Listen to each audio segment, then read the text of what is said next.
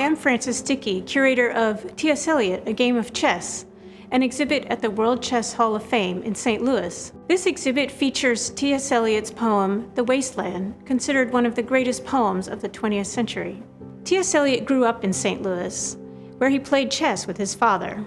And this exhibit follows Eliot through his relationship with his father, his interest in the game of chess, which he wove into the poem, and the text of the poem itself, which you can experience through images, explanations, interactives, and artifacts such as texts that Eliot used in the composition of the poem, artifacts from his childhood in St. Louis, including bricks from the hydraulic press brick company, of which his father was president. T.S. Eliot grew up in St. Louis, where his family had deep roots, but at the age of 16 he left, and he never came back, eventually settling in London in 1914. So he felt that his father was disappointed in him for not coming back to the United States, and also for, as he said, making a mess of his life. He had married a woman who he wasn't really compatible with, Vivian Haywood, and his father did not approve of the marriage. And so this created even more difficulty for Eliot in getting over his grief for his father's death. One of my favorite artifacts in this show is this photograph of Henry Ware Eliot Sr., the poet's father, playing chess. We found this photograph in the archive of the Hydraulic Press Brick Company. Henry Ware Eliot was the president of this large St. Louis company that provided bricks for buildings, streets, tunnels, and even the Eads Bridge in the city. He also had a great love of chess, as you can see in this photograph that shows the chessboard faintly in the background. And he passed this love on to his youngest son. We also have images of his chess notebook and his pieces, which Eliot's mother sent to Eliot after his father's death in 1919. Henry Ware Eliot Sr.'s death was probably one of the precipitating events that led to the writing of The Wasteland, Eliot's greatest poem. This poem is an elegy. An elegy is a work of art that mourns for and leads us to consolation for someone's death. The Wasteland has 5 parts, and the first part is called The Burial of the Dead. And he doesn't say explicitly that he's grieving for his father, but there are references to fathers throughout the poem. So the poem begins in April because that's the time of renewal for the earth, but the poet is not ready for this step. He still feels the need to dwell in his grief. April is the cruelest month, breeding lilacs out of the dead land, mixing memory and desire, stirring dull roots with spring rain. Winter kept us warm, covering earth in forgetful snow, feeding a little life with dried tubers. The poem is also an elegy for the millions of soldiers who had recently died in World War I, and this is the context in which the poem is often understood. World War I had wiped out an entire generation of young men in Europe, and people feared their populations would never recover, that their culture was inexorably changed by this war. So the poem also mourns for these young men, and there are many scenes of desert wastelands throughout the poem. These wastelands are both a reflection of the physical devastation of the war and its spiritual impact on the people of Europe. What are the roots that clutch? What branches grow out of this stony rubbish?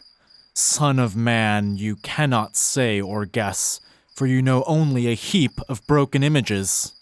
Where the sun beats, and the dead tree gives no shelter, the cricket no relief, and the dry stone no sound of water. Desert landscapes like this alternate in the poem with water, flowers, and birdsong, the images of renewal. These images are classic elements of the poetic elegy. But the poem also includes another element, which is the quest. This case in T.S. Eliot, A Game of Chess, shows some of the artifacts relating to the quest theme of the poem. When Eliot was a child, he loved reading the Arthurian legends, as many children do. And in this case, we have some of the editions that he used, children's versions of these medieval romances. And his mind was particularly captivated by the story of Sir Galahad, who attempts to recover the Holy Grail. We also have an ancient Syrian cup that represents the Holy Grail, that is the goal of the searching in the wasteland. However, in this poem, we're not really sure that anyone ever achieves their goal. One of the passages later in the poem describes the Chapel Perilous, which is one of the challenges that Galahad has to pass through on his way to retrieving the Grail. The quest narrative allows Eliot to weave in a number of different elements into the poem, such as his spiritual searching for answers to profound questions. He would eventually find refuge in the Church of England, but at this time he was open to many different kinds of religion, and the poem quotes from Christian, Buddhist, and Hindu scripture. The poem also engages with the story of the quest for the Holy Grail through references to the tarot cards. One of the characters in the poem, perhaps the poet himself, goes to get his fortune told, and among the cards that the fortune teller, Madame Sosostris, turns up for him are the Phoenician sailor and the hanged man. Not all of these are actual tarot cards, but we have some tarot cards in our case, so you can see what some of these images look like. So in the poem, the poet goes to get his fortune told. Madame Sosostris, famous clairvoyante, had a bad cold. Nevertheless, is known to be the wisest woman in Europe, with a wicked pack of cards.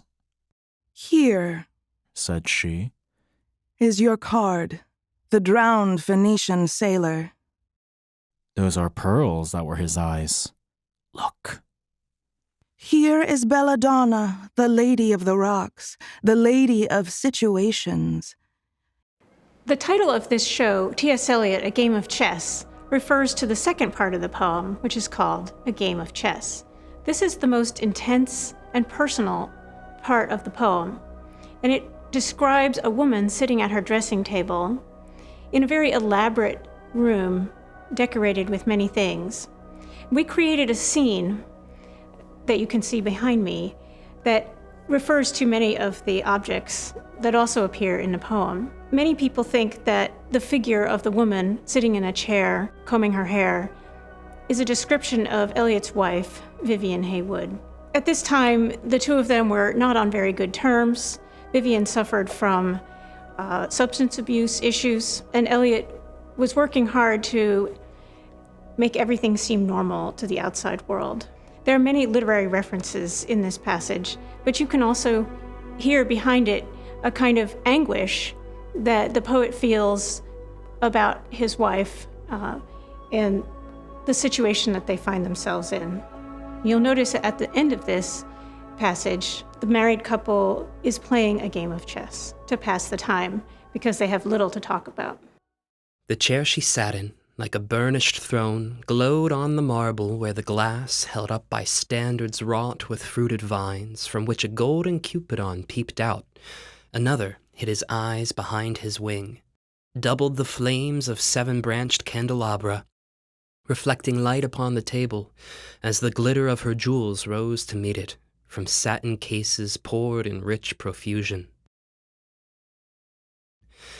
In vials of ivory and colored glass, unstoppered, lurked her strange synthetic perfumes, unguent, powdered, or liquid, troubled, confused, and drowned the sense in odors, stirred by the air that freshened from the window.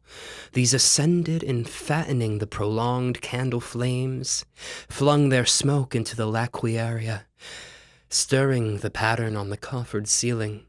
Huge sea wood fed with copper, burned green and orange, framed by the colored stone, in which sad light a carved dolphin swam.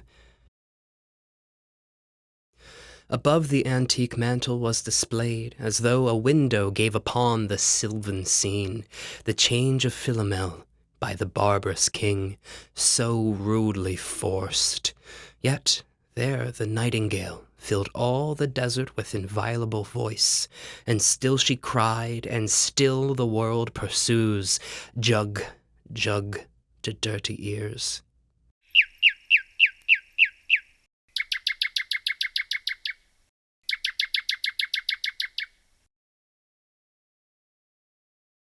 And other withered stumps of time were told upon the walls. Staring forms leaned out, leaning, hushing the room enclosed. Footsteps shuffled on the stair. Under the firelight, under the brush, her hair spread out in fiery points, glowed into words, then would be savagely still. Then the couple has a conversation, but they can't seem to understand one another. What shall I do now? What shall I do?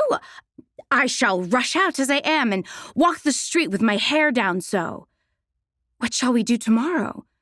What shall we ever do? The hot water at 10, and if it rains, a closed car at 4, and we shall play a game of chess, pressing lidless eyes and waiting for a knock upon the door. The wasteland describes a big city full of music by the banks of a great river. This is London, but it's also St. Louis, where Eliot grew up, in the midst of an amazing cultural moment with music coming to him from every side, from the banks of the Mississippi all the way out to Grand Avenue. So we created a map based on a historic map of St. Louis in 1900 that shows some of the musical venues that Eliot would have attended during his time as a child. He grew up at 2635 Locust Street, which was right in the middle of a very interesting part of St. Louis, where you had a lot of ragtime being played along Jefferson Avenue, but you also had the Beethoven Conservatory, which was half a block from his house, where he probably took piano lessons with his sisters. And on the other side of his house, the Church of the Messiah, where the St. Louis Choral Symphony, as it was then called, performed because they were waiting for their new venue to be built on Grand Avenue. So Eliot was surrounded by music. And one of the amazing things about his childhood is that he grew up half a block from Scott Joplin's house. The two of them probably never met, but Eliot definitely heard a lot of ragtime as he was growing up. And the ragtime makes its way into Eliot's poem. He refers to the Shakespearean rag. His poem is kind of a Shakespearean rag because he's ragging on Shakespeare during the conversation between the husband and wife in a game of chess. So he says, But oh, that Shakespearean rag, it's so elegant, so intelligent. And those are words from an actual song from the 1920s. So you can see on this map where Scott Joplin's house was. You can also see where the Olympic Theater was, down by the river, which was a huge theater seated over 2,000 people. And they had all kinds of performances there, including the works of Wagner. And Richard Wagner's operas became one of Eliot's touchstones in this poem. And he makes reference to quotes from many of Wagner's operas, including Tristan and Isolde, which is a story of star-crossed lovers, and also Das Rheingold, another opera by Wagner, which features Rhine maidens kind of disporting themselves in the Rhine. And Eliot is thinking about all the great rivers that he's lived by, including the Mississippi, and now the Thames in London. So in the poem, he writes, This music crept by me upon the waters, and along the Strand up Queen Victoria Street. O city, city, I can sometimes hear beside a public bar in Lower Thames Street the pleasant whining of a mandolin, and a clatter and a chatter from within, where fishmen lounge at noon, where the walls of Magnus Martyr hold inexplicable splendor of Ionian white and gold. The river sweats, oil and tar. The barges drift with the turning tide. Red sails wide to lower swing on the heavy spar. The barges wash drifting logs down Greenwich Reach, past the Isle of Dogs. The Wasteland is an elegy, a quest for spiritual enlightenment, and a song that weaves together the sounds that Eliot found most meaningful, from birdsong to opera to ragtime. T.S. Eliot, A Game of Chess, is on view through March 24, 2024. For more information, see us online at worldchesshof.org.